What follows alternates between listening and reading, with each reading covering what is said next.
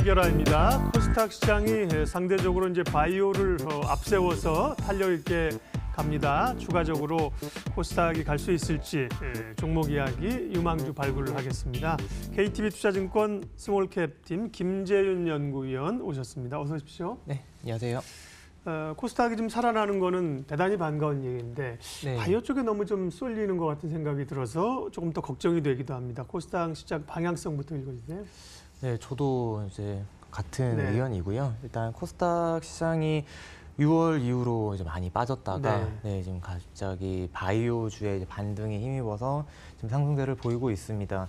6월 이후에 그 하락을 주도했던 것들도 이제 바이오주였었고요. 지금 상승을 주도하는 것도 바이오주인데 이 지수의 일단 이 반등의 그 지속 여부는 이 바이오주의 향방에 좀 달려 있기 때문에 그 부분을 좀 분석을 좀 해봐야 된다라는 판단이고요. 네. 지금 바이오주 주가 흐름이 굉장히 좋긴 합니다만 좀 종목별로 좀 차이는 있습니다. 네, 다만 이제 미국발 바이오 그 호재가 하나 발생을 했었죠. 이제 어제 바이오젠의 그 치매 치료제가 임상을 실패했었다, 3상이 실패를 했었다가 다시 데이터 분석 결과 이제 유의미한 결과가 도출이 되면서 신약 허가까지 좀 진행이 됐었고요.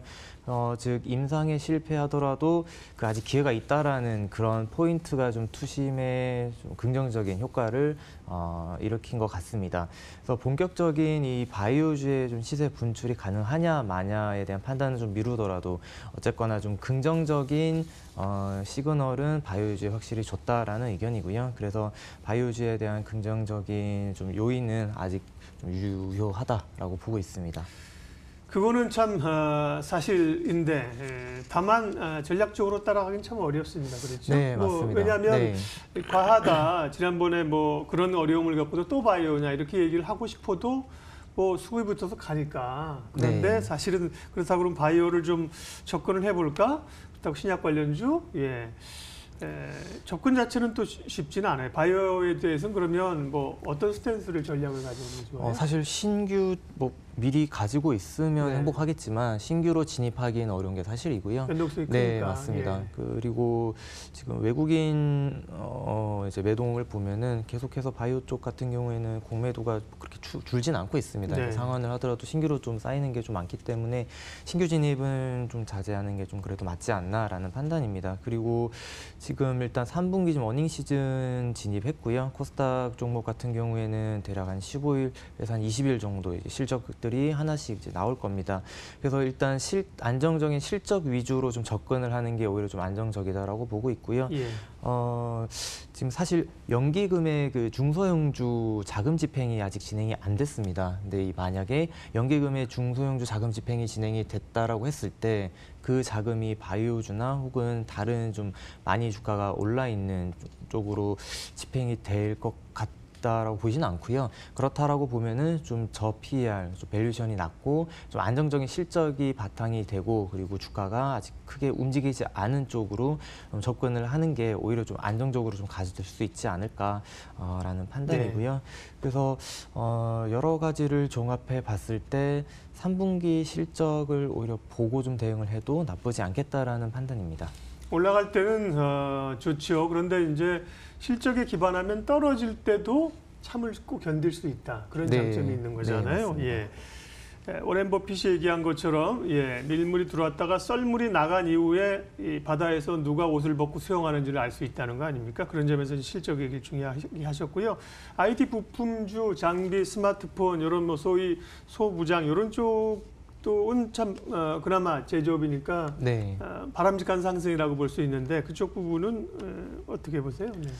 일단 갤럭시 폴드 좀 분위기 좋고요. 아이폰도 11도 지금 나왔고 그래서 여러 가지 모멘텀들이 4분기까지 이어지는 게 사실이고요. 그렇다라고 보면은 이런 IT 관련주들은 실적 자체가 4분기까지 이어질 것 같습니다. 그러면 실적이 좋다라는 거는 앞서 말씀해주신 대로 이제 주가가 출렁이더라도 어쨌든 어느 정도의 이제 바텀은 잡고 가는 그림이기 때문에 오히려 IT 관련된 주의 대한 이제 접근은 좀 유효하다라고 보고 있고요. 그리고 지금 약간 스마트폰 부품 쪽 위주로 네. 주가가 많이 움직이고 있는데 오히려 좀 이럴 때일수록 좀 주춤했던 2차 전지 장비 쪽 같은 경우로 접근을 또 좀 유효한 시기라고 좀 보고 있습니다. 오늘 보니까 2차 전지주들이 조금 소외됐다가 이제 강하게 좀 올라옵니다. 그런가 네. 하면 5G는 또 좀 흔들리고요.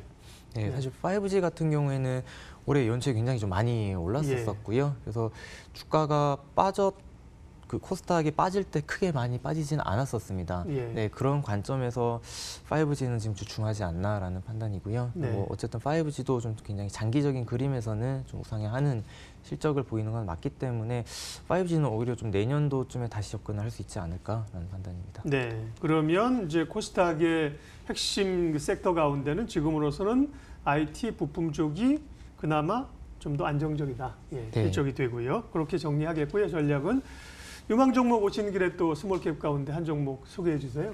네, 유망 종목은 이제 AJ 렌터카 이제 네. 말씀을 드리면 될 것 같아요. 예.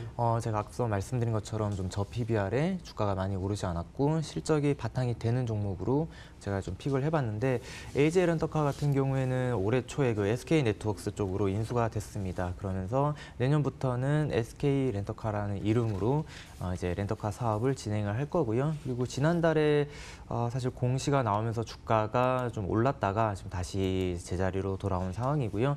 지난달에 나왔던 이야기가 그 SK 네트워크스 쪽의 렌터카 사업부에 대한 그 영업 양수도가 지금 진행이 되고 있습니다. 그래서 그게 네. 발표가 됐었고 AJ로 이렇게 몰아준다는 거죠. 네, 맞습니다. 예, 예. 그래서 이제 롯데 렌터카와 이제 AJ 렌터카 이제 양강 체제로 렌터카 시장은 재편이 될 거고요. 그렇게 된다라고 하면은 경쟁 강도 이제 완화와 더불어서 그 AJ 그룹에 있을 때보다 지금 SK 그룹에 있을 때 이제 자금 이제 조달 비용이 감소하는 효과가 있기 때문에 네. 영업단 외에도 영업 외단에서도 이제 이익이 상승하는 효과가 있을 겁니다.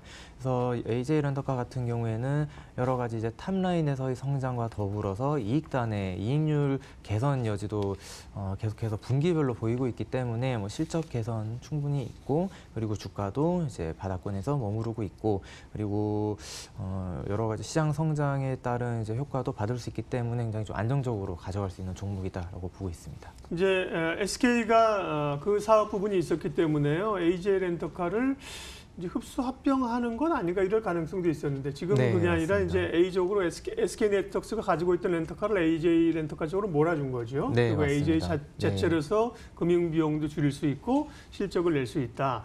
그동안 보면 인수되면서 올랐던 그런 기대감들이 또 이제 기대감이 사라지면서 대략 한 10,000원 선에서 12,000원까지 올라갔다가 또 빠졌습니다. 네, 예. 맞습니다. 가격 한번 봐주세요. 이 주가를 네. AJ 렌터카 걸 좀 많이 보신 분들은 네. 좀 재밌는 게 10,000원에서 12,000원 사이 계속 왔다 갔다 하는 그림을 보이고 있어요. 예. 그러나 이제 뉴스가 나오고 어떤 식으로 이제 개편이 되겠다라는 기대감이 보이면 또 쭉 올랐다가 또 그게 기대감이 줄어들면 또 빠졌다가 이런 모습을 보이고 있는데 이제는 대부분의 이슈는 마무리가 된 것 같습니다. 예. 네, 이제 그룹사 내부적으로 앞서 말씀드린 것처럼 렌터카 사업을 몰아주는 걸로 결론이 났고요. 요거는 지금 진행 중에 있고 내년 초부터는 이제 완전한 한 회사로 좀 시작이 되는 거기 때문에 지금 어쨌든 기대감에 따른 주가 상승분은 다 반납을 한 상황이라 이제는 실적 기대감으로 갈 수 있는 토대가 마련이 되었다라고 보는 게 맞을 것 같습니다. 네. 그렇다라고 보면은 지금 한 11,000원 초반 정도에서 움직이고 있는데 이 정도 수준이면은 이제 좀 길게 차트를 그려봐도 굉장히 좀 바닥권이기 때문에 밸류에이션 상으로도 이제 10배 정도 수준 그렇다고 보면은 굉장히 좀 접근하기 좋은 가격대다라고 보고 있습니다. 그동안에 이제 이슈 모멘텀이었다면 이제는 본업으로 실적으로 평가를 받게 될 것이다. 어제 대량 거래가 실리면서 주가가 많이 올랐고요. 오늘은 1% 정도 상승세입니다. 시장을 이겨라 KTB투자증권 김재윤 연구위원 함께했습니다. 고맙습니다. 네, 감사합니다. 지수 흐름 한번 체크할까요? 예, 탄력 있게 가지는 못하네요. 코스피는 강보합 정도 지키고 있고요. 코스닥은 1포인트 정도 밀려서 진행됩니다. 환율은 1,170원 수준으로 다시 2원 하락, 원화 강세 흐름으로 갑니다. 예, 출발 마켓온 오늘 순서는 여기까지 해서 마무리해야 될 것 같습니다. 오늘도 좋은 결정, 좋은 투자하십시오, 여러분. 고맙습니다.